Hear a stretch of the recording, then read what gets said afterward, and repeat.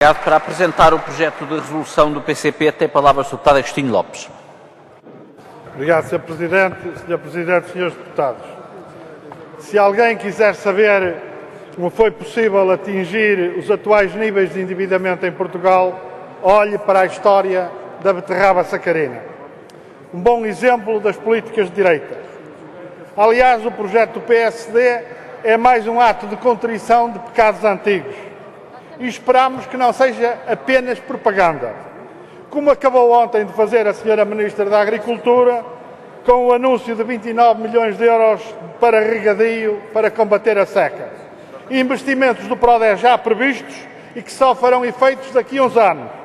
Anúncio para esconder os cortes de mais 150 milhões de euros no regadio, 60% nos regadios tradicionais e 40% nos públicos. Uma política da beterraba que, sem soluções de continuidade, esteve presente durante a ditadura fascista, atravessou o 25 de Abril e chegou aos dias de hoje. Antes do 25 de Abril não podia existir. Chocava com os interesses dos grupos monopolistas que exploravam plantações de cana-do-açúcar em Angola e Moçambique e as duas refinarias em Portugal. Com o 25 de Abril criaram-se condições para uma nova política açucareira, mas logo em 77 um governo PS Mário Soares determinou a suspensão do projeto de introdução da cultura de beterraba. Depois, a má negociação da adesão à CEE, que fixou a cota mínima e insuficiente de 60 mil toneladas. Só em 96, a União Europeia admitiu mais 10 mil toneladas. 10 anos de atraso na indústria, um enorme prejuízo para o país e 200 milhões de euros nos bolsos da Tate & Lyle e na RAR.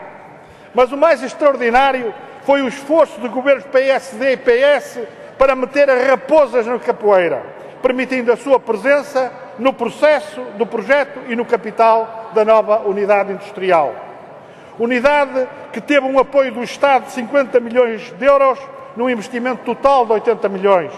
Em funcionamento desde 97, foi, apesar de tudo, uma importante vitória da agricultura portuguesa, apesar da produção corresponder apenas a 20% do consumo. Mas a história não podia acabar bem.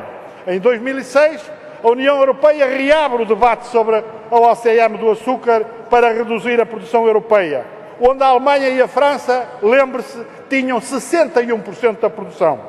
E num golpe de gênio, o ministro Jaime Silva e o seu governo, PS, aceitaram da Comissão Europeia uma redução da cota, primeiro para 34 mil toneladas e no ano seguinte, 2008, para 15 mil toneladas. 1000 agricultores no Vale de Sorraia e até no Vale de Mondego, que tinham alcançado elevadas produtividades bem acima do nível médio da União Europeia, abandonaram a produção. Portugal voltou a importar ramas, aumento do déficit agroalimentar, perda de subprodutos na alimentação animal, só prejuízo. Tudo justifica a retoma da cultura, Srs. Deputados. O elevado endividamento externo, onde pesa o déficit agroalimentar, solos disponíveis com regadio, que o Alqueva acrescenta milhares de hectares, uma nova reforma da PAC, oportunidade para reclamar a correção do erro de 2006 e 2007. E tem faltado, nos últimos anos, açúcar na União Europeia. A soberania alimentar e os interesses da agricultura portuguesa exigem. O PCP, que há décadas se bate pela produção da beterraba sacarina, que foi o único partido que denunciou e reclamou do crime do governo PS, considera que o governo PS-CDS deve avaliar áreas, exigir a cota adequada e medidas para que a fábrica funcione com beterraba sacarina. Disse. O Sr. Deputado Agostinho Lopes já não dispõe de muito tempo, mas em todo o caso vai ter que fazer uma brevíssima intervenção. Tem a palavra.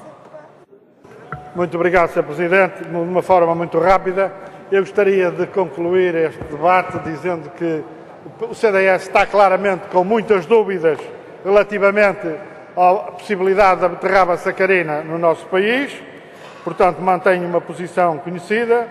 Gostaria de dizer que o deputado Miguel Freitas, perguntar ao deputado Miguel Freitas se ele acha que os agricultores franceses e alemães de beterraba recebiam exatamente a mesma ajuda que os produtores portugueses de beterraba.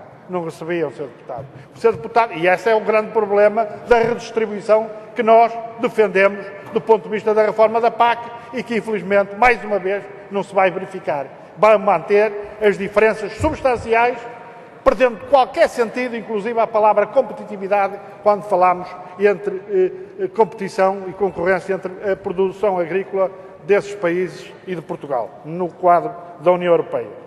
Mas gostaria de tirar a conclusão final, é que de facto PS, PSD e CDS são responsáveis não só pelo enorme atraso com que esta cultura chegou a Portugal.